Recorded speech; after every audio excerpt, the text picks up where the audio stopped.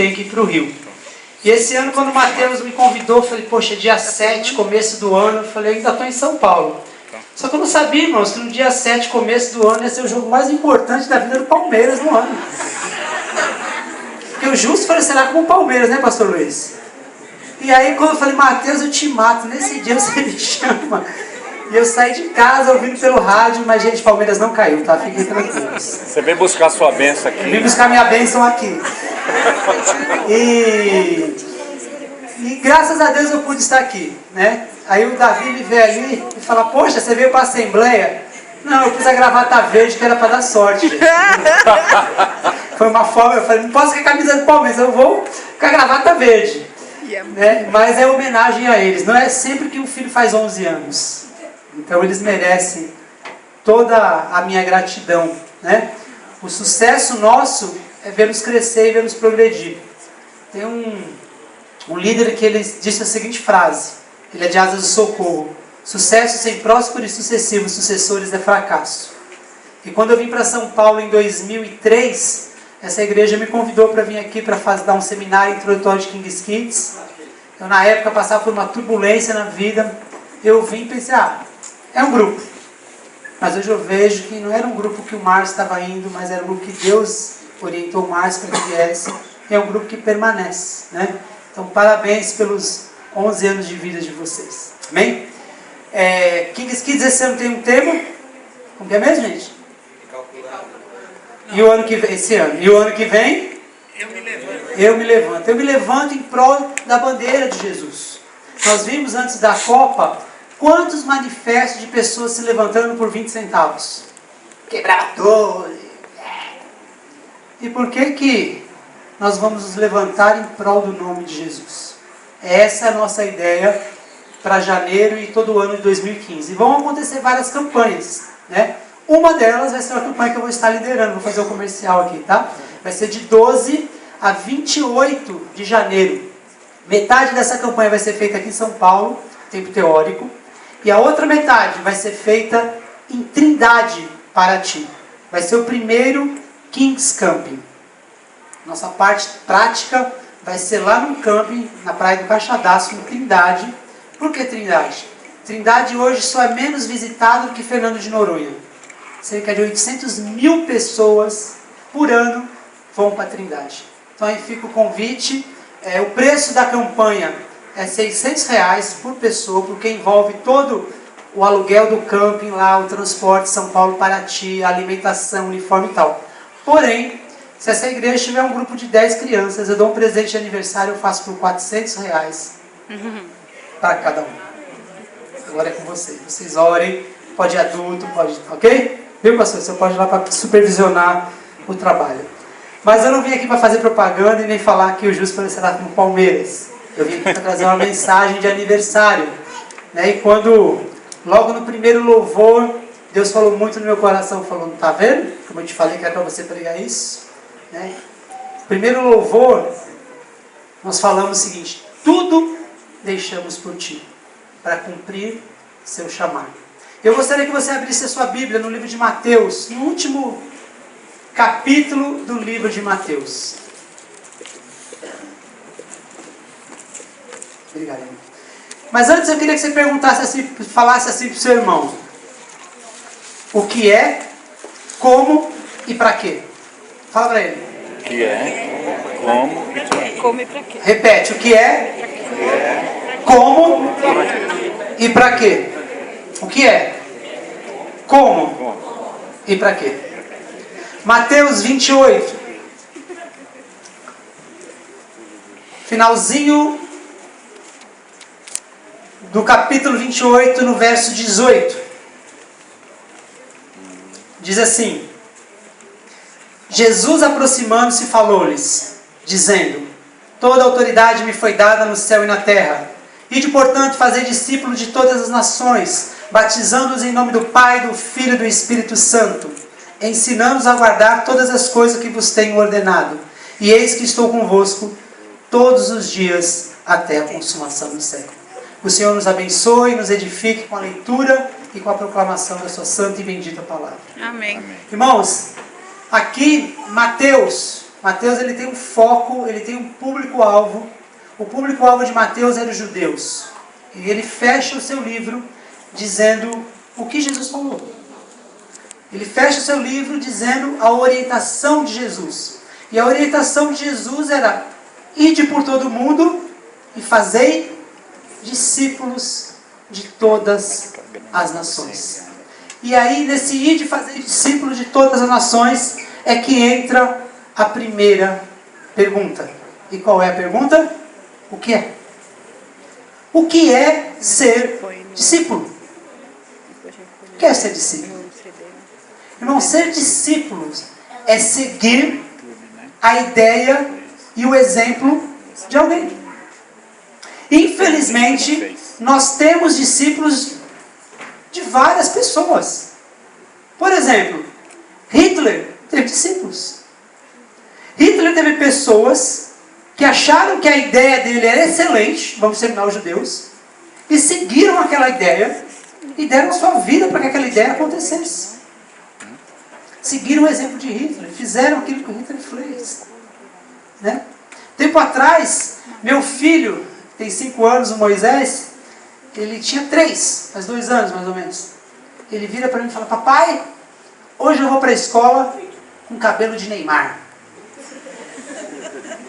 E o difícil é que o cabelo dele é todo enroladinho. Né? Então você fazer cabelo de Neymar e quem tem o cabelo caracolado é complicado. Mas eu fui lá, gastei um pote de gel na cabeça dele, fiz um tal de cabelo de Neymar. Então muitas vezes nós temos olhado pessoas e temos tentado copiar essas pessoas. No meio evangélico. Eu conheço pastores que pregam igualzinho outros pastores, até a mãozinha mexe igual. Até o timbre da voz. Irmão, você não tem que ser discípulo de homem.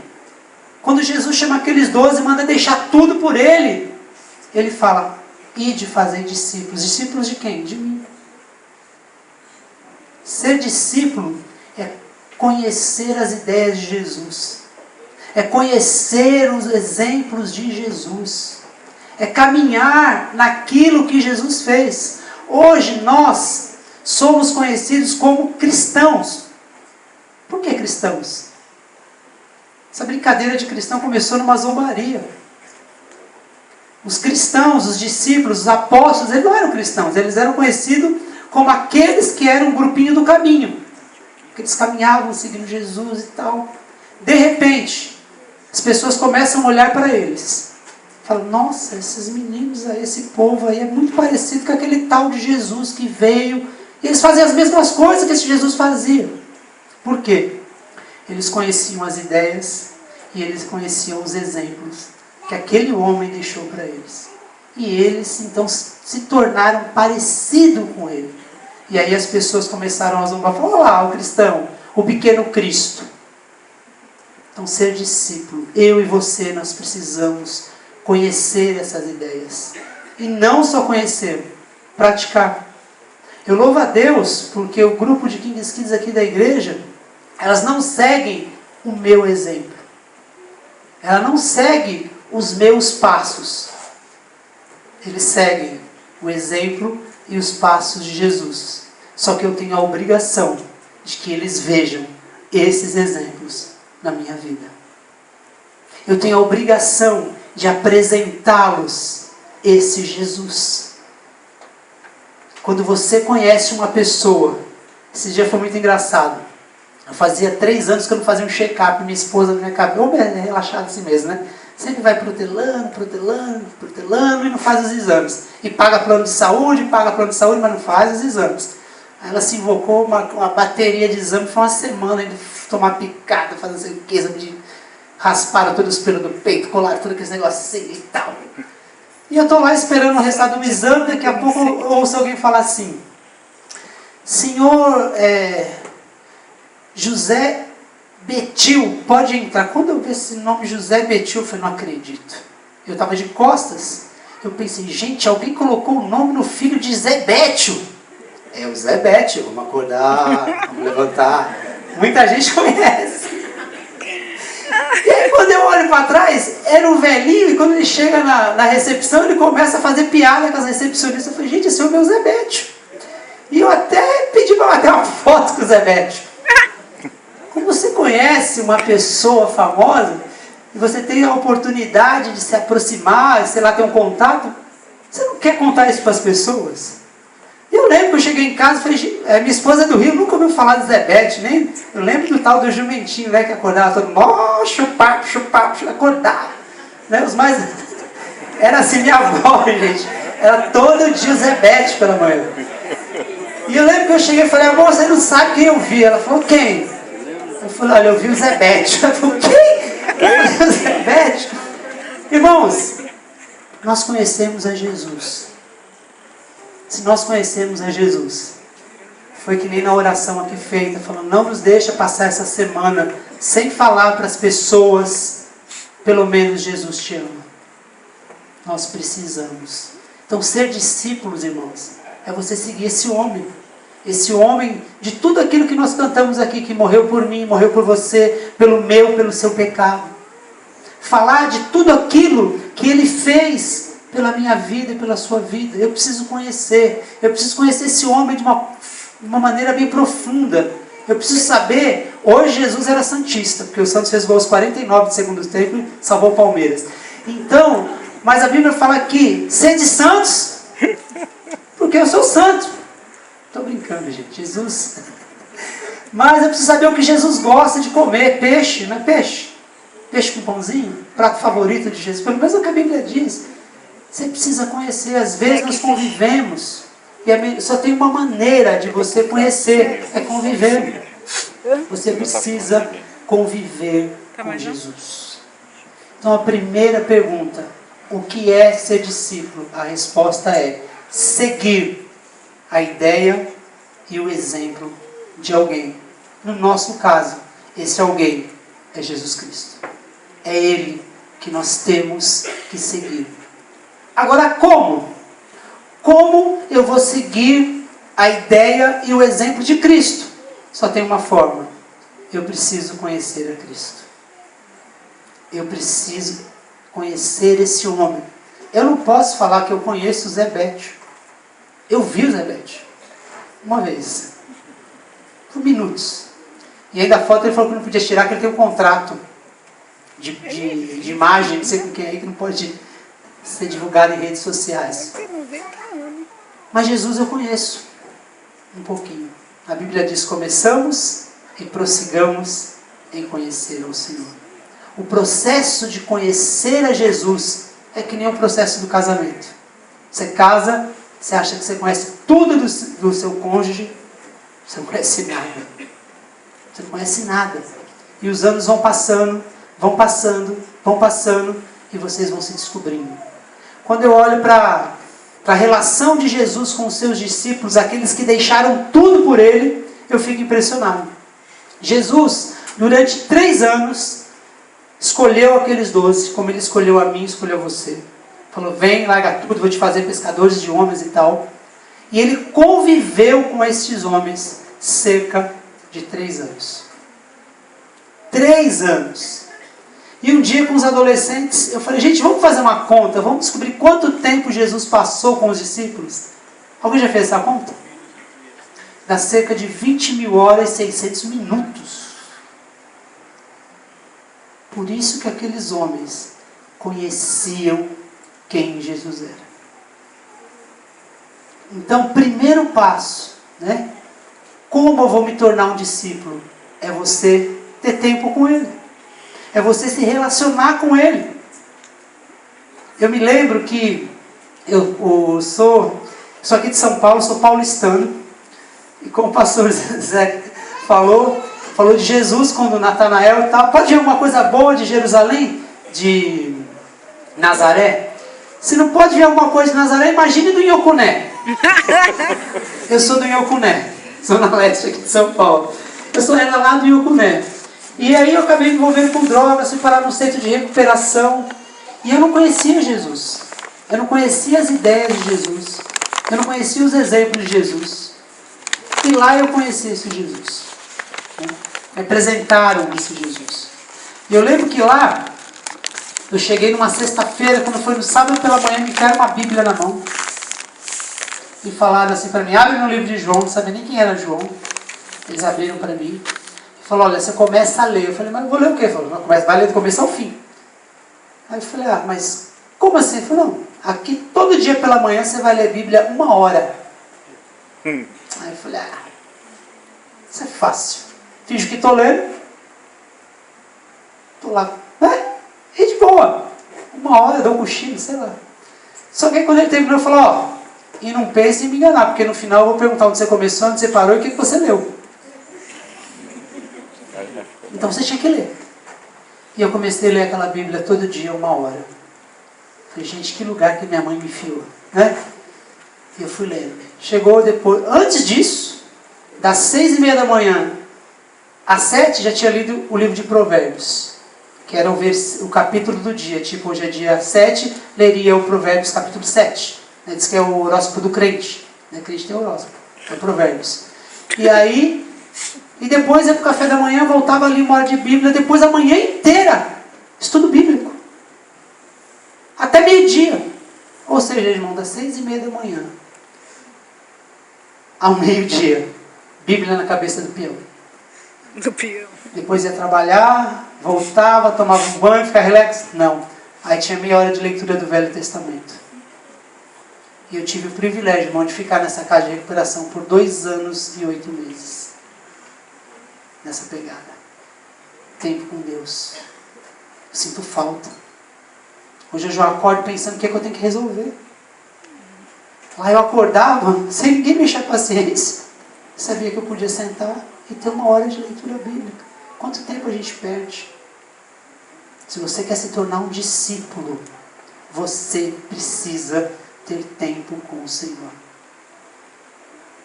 Você precisa ter tempo de leitura bíblica.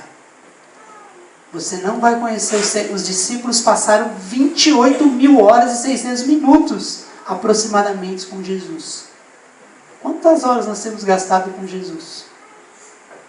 Semanalmente, anualmente. Quanto mais tempo você passar com Jesus, mais você vai conhecer. Uma outra forma de você conhecer Jesus é orando, é tendo tempo de oração, buscando ao Senhor. Irmãos, eu sou um privilegiado. Eu cheguei na casa de recuperação no dia 17 de maio. E eu cheguei, lá tinha um culto, um jejum de 24 horas, todo o terceiro sábado do mês. Sexta para sábado. Que dia que eu cheguei? Sexta-feira. No dia do tal jejum. E não era só jejum, era jejum de oração. 24 horas. Os caras pegavam uma salinha com aquele quartinho ali, faziam uma escala com o nome de todo mundo de 1 hora, e um grupo de 4, 5 ficava ali orando. Chegava lá, tinha uma lista na parede assim. Gente, foi a hora mais... Aquela hora não tinha 60 minutos, aquela hora devia ter 24 horas, não sei. Porque me enfiaram numa salinha das 3 às 4 da manhã, e o povo começou a orar, e eu não sabia nem o que era orar. E o povo orava. Eu falei, gente, que povo maluco, onde me enfiaram, meu Deus. E orava, e orava, e orava. Beleza. Passou o jejum, chegou 6 da tarde do outro dia, teve a quebra do jejum, né? Eles pegavam as galinhas que tinham lá, caçavam as galinhas, faziam um galinhaço para todo mundo lá e a gente jantava. Quando chegou na quarta-feira, tinha um culto de intercessão. O que era o culto de intercessão? Era enfiar todo aquele bando de homem de joelho de novo no refeitório, e aquela lista que estava na parede, o dirigente do culto falava, fulano, ora por isso. E ele levava 2 horas de joelho ali, cada um orando por detalhe. E quando começou aquele negócio, eu falei, gente, eu vou sair correndo daqui, que aqui só tem doido. E aí o líder que estava lá, ele falou, olha, se tem alguém aqui que está desesperado, querendo ir embora, vem aqui que eu vou orar por você. Eu falei, gente, você não está falando comigo. E eu lembro que eu levantei, e eu falei, Sérgio, esse cara sou eu. Não sou o Roberto Carlos, é claro, sou mais bonito que ele. Mas esse cara sou eu. Falei, olha por mim. Sei que ele enfiou a mão na minha cabeça, irmãos. E o poder de Deus desceu. Amém. Essas 2 horas passaram que eu não via a coisa acontecer. Eu lembro que eu só ria e chorava e ria. E não queria que aquilo parasse nunca. Amém. Oração. buscar o Senhor, Ele se revela a você. Aquilo marcou a minha vida. Aquilo transformou a minha vida. Né? E uma terceira forma é através do próprio jejum. Eu preciso orar, eu preciso ler Bíblia, eu preciso me consagrar ao Senhor para conhecê-lo, para que Ele se revele. O Senhor anseia por pessoas a quem Ele possa se revelar. Tem uma certa hora que Jesus chega e fala: peraí, o que estão falando de mim? Que sou eu? Ah, você é fulano, Beltrano, mas tá bom, e vocês? Quem eu sou? Tu és o Cristo, o Filho de Deus Altíssimo. Ô Pedro, isso não foi carne nem sangue que te revelou. Isso foi o Espírito Santo na sua vida. Amém. Nós temos o privilégio, irmãos, de ter o Espírito Santo para nos revelar quem é Jesus e todas as facetas do seu caráter. Jesus vai se revelando para nós à medida da sua necessidade. Se você está passando com problema de saúde, Ele vem e se revela como Rafa, o Deus que cura, o Deus que sara. Aleluia. Se você está com aquele risquinho que sempre tem aparecer na frente da sua conta bancária, assim na horizontal, sabe aquele que vem na frente? Né? Menos não sei quanto. Ele é o Jeová Jiré. Você sabe, né, irmã? Me too, eu também sei. É assim que funciona, mas Ele é o Jeová Jiré. Ele que cura. Ele vai se revelando. Ele é aquele que no final do... Se você está lá, estou abandonado. Ele é aquele que no final do texto diz que vai estar contigo todos os dias até a consumação do século. Aleluia. Esse é Jesus. Então, como você vai conhecer as ideias desse homem? Convivendo com Ele. Se a sua convivência com Jesus é uma convivência domingueira, eu vou te falar uma coisa, meu irmão. Vai demorar para você conhecer bem esse homem. Vai demorar. Os discípulos passaram 3 anos diuturnamente. O tempo inteiro com Jesus. E nós precisamos ter esse desejo. Eu louvo a Deus por essa galerinha aqui. Ó, né, que eles desenvolvem um princípio de meditação diária. E às vezes eu falo, gente, estou pecando. Porque eles estão meditando, às vezes eu não estou. Agora tudo bem, se eu entendo que ser discípulo é conhecer as ideias e o exemplo de alguém, se eu entendo que para que eu conheça essas ideias, esses exemplos, eu preciso fazer algo, para que então? Eu conheci, para quê? Para vir para o culto. Gente, eu fui abençoado aqui desde a hora que eu entrei. Na hora do louvor, gente, arrasou. Quando falo, fez o amor do nosso Deus, então, falou, Pai, mas para que tudo isso? Para que você gere discípulos. O fundador da Jocum, Loren Cunningham, ele, quando ele tinha 18 anos, Deus deu uma palavra para ele. Sabe qual foi a palavra para ele? Foi quase essa, só que é do livro de Marcos, 16:15. Ide por todo mundo e fazei discípulos. Ide por todo mundo e pregai o evangelho a toda criatura. Você sabe o que o Loren fez? Obedeceu. O Loren é um dos poucos homens vivos no mundo que foi em todos os países do mundo. Outro dia eu estava com ele, tive o privilégio, e eu fui levá-lo em Campinas, porque ele ia pegar um voo para Caldas Novas, e ele tinha vindo dos Estados Unidos, então ele veio com aquelas malas grandes, né? E o voo doméstico é 23 quilos. E aí quando foi fazer o check-in lá em Campinas, o menino falou, poxa, ele está com muito excesso de bagagem. Aí eu olhei pro cara e falei, você sabe quem é esse cara aqui? Ele falou, não. Eu falei, põe aí no seu computador, Loren Cunningham,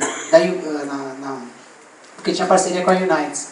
Quando colocou no computador o nome do Loren Cunningham, ele tem 3 milhões de milhas. 3 milhões de milhas. Ele vai morrer, ele vai acabar com as milhas dele. Porque Deus o levou para todos os países do mundo. E aí o cara falou, não, eu não vou cobrar nada desse homem não, manda esse homem. Passa tudo aí. Libera o homem. Então, irmãos, você foi chamado, não é só para conhecer as ideias e o exemplo de alguém. É para praticar essas ideias. É para fazer com que essas ideias cresçam. Pensa você, se os discípulos não tivessem feito isso. Atos fala que a cada dia o Senhor ia acrescentando eles. Por quê? Porque eles faziam. Se hoje o Evangelho chegou aqui na Igreja Batista do Parque São Rafael, é porque alguém trouxe. Mas posso te falar? Tem muita gente aqui nesse bairro que ainda precisa conhecer as ideias e os exemplos de Jesus. E você sabe como que ele vai conhecer as ideias e os exemplos de Jesus? Através da sua vida. Eu me lembro que minha mãe falava esse negócio de Jesus para mim. Eu falava, que Jesus é esse? Eu falava, isso aí não existe. Porque é um negócio muito bom, né? Jesus é muito bom. E quando você desconfia, fala, peraí, existe? Irmão, só que Jesus está na glória. Não está na glória? Se você continuar lá, começa lá o livro de Atos, ele foi para a glória. Porém, deixou o Espírito Santo. Para mim e para a sua vida. E eu não via Jesus. Eu falava, mas cadê esse Jesus? Eu quero ver. Até que um dia, eu tinha um amigo que usava droga comigo. Eu morava aqui nessa época, eu morava aqui no Jardim Vila Formosa. O nome dele é Ailton. E o Ailton, ele era um bicho grilo. Porém, filho de crente. Né? E a mãe dele orava por ele, como a minha mãe orava por mim, até que um dia o Ailton sumiu do mapa. Eu pensei, ou mataram o Ailton, ou o Ailton foi preso. Só que a gente não tinha coragem de ir lá na casa do Ailton para saber o que estava acontecendo. Passaram-se meses. Chegou um dia, eu estou andando na rua assim, eu vi um cara, cabelo parecido, mas estava mais fortinho, mais bonitinho. Então, eu falei, gente, esses caras parecem o Ailton. Quando eu fui chegando perto, era o Ailton. O apelido dele era Paul, porque ele parecia Paul McCartney. Falei, e aí, Paul, como é que você tá? Cara, eu falei, eu estou bem, conheci Jesus. Eu falei, que esse cara é perigo. Seu Jesus, você tá maluco? Eu falei, não, vamos ali, vamos usar um negócio. Não, cara, não preciso mais disso, Jesus mudou minha vida e tal. E de repente, questão de meses, eu via o Ailton todos os dias. E você sabe o que acontecia quando eu olhava para o Ailton? Aquilo que a minha mãe falava a respeito do tal do Jesus, eu via no Ailton. E eu comecei a pensar, gente, esse Jesus existe mesmo. Aleluia. Esse Jesus, ele está aí. Andando no Jardim Vila Formosa. Jesus tem que andar aqui no Parque São Rafael. Aleluia. Esse Jesus só vai andar no Parque São Rafael se for através da minha e da sua vida. Isso que Paulo chama a responsabilidade para ele. Quando eu disse que você não tem que ser seguidor de homens, você não tem que ser mesmo. Porque os homens podem te levar para o inferno. Mas o próprio Paulo diz, sede meus imitadores, assim como eu sou de Cristo. Então nós precisamos seguir o exemplo de homens e mulheres de Deus, que amam a Deus, que seguem os seus caminhos, que conhecem os seus exemplos e os praticam. E nós temos tantas oportunidades de praticar esses exemplos no nosso dia a dia. Mas muitas vezes não fazemos. Eu lembro de um amigo, presbítero. Ele mandou o filho dele trocar um cheque no banco. O cheque era de 2.700. E chegou no banco, tinha que trocar na boca do caixa, tinha fila. Mas brasileiro sempre dá um jeitinho, né? Ele conhecia alguém dentro do banco. Então o que ele fez? Foi pro cantinho do balcão, chamou o fulano, falou pra mim, passou o cheque. O cara foi, como tinha trocado o cheque, vamos dizer assim, clandestinamente, veio, deu o envelope para ele, ele pegou o envelope e foi embora. Quando ele chega na casa dele, ele vai contar o dinheiro, tinha 3.000. Olha aí que oportunidade de você seguir o exemplo de Jesus. Voltar no banco e falar, olha amigo, 300 a mais, isso aqui vai fazer falta. Ah, mas o banco é rico. É rico, mas quem fez o erro paga. E quando ele fala para o pai dele, você sabe o que o pai dele fala para ele? Fala assim, filho, e o menino era baterista. Você está querendo comprar uns pratos? Deus te abençoou. Ser fiel no pouco, sobre o muito te colocarei. Esse menino hoje é policial federal. Honesto que é uma beleza. Irmãos, A maior responsabilidade que eu e você tem na sua vida, você que é pai, é você ser o exemplo de Cristo na vida do seu filho. Amém. Amém. Meus cabelos estão caindo menos, viu, pastor? Mas é porque agora eu tenho Moisés. Eu era tão tranquilo e não sabia. Eu tinha vários filhos de King's Kids. Vários. Mas acabava a campanha, eles iam para casa, faria o Mateus balança. Agora não, filho, acaba a campanha e Moisés vai para casa comigo. Eu tenho a responsabilidade de apresentar Jesus para o Moisés. Irmão, 70% da Fundação Casa é constituída de filho de cristão. Englobando todas as denominações e tal. 70%. Sabe por quê? Porque muitas vezes os pais falham ao transmitir Jesus para os seus filhos. Transmitir Jesus para os seus filhos. Fazer discípulo. Aqui quando fala fazer discípulos em todas as nações, Atos vai falar que começa em Jerusalém, na sua casa. A obrigação não é da igreja. A obrigação de levar o seu filho a conhecer o Senhor é sua. Porque Deus te delegou essa responsabilidade. Você é simplesmente aquele que cuida de uma herança que não é sua. Os filhos são a herança do Senhor. E eu tenho temor e temor para quando Deus olhar para mim e falar: Márcio, o que você fez com Moisés? O que você fez com Moisés? Daqui minha herança. Daqui minha herança. Essa semana nós temos um grupo pequeno, chama GOL, Grupo de Oração e Louvor. E o Moisés é só os meninos, né? Os adolescentes, mas ele tem 5, mas ele quer ir, porque os adolescentes, ele anda de skate com os adolescentes, ele quer ir. E o meu carro estava aqui no Ananias. Lá, tinha quebrado a embreagem, meu carro estava aqui. Eu falei: filho, papai está sem carro. Eu falei: então vamos chamar o Vicente, vamos lá na Barra. E eu vou nessa igreja lá em Perus.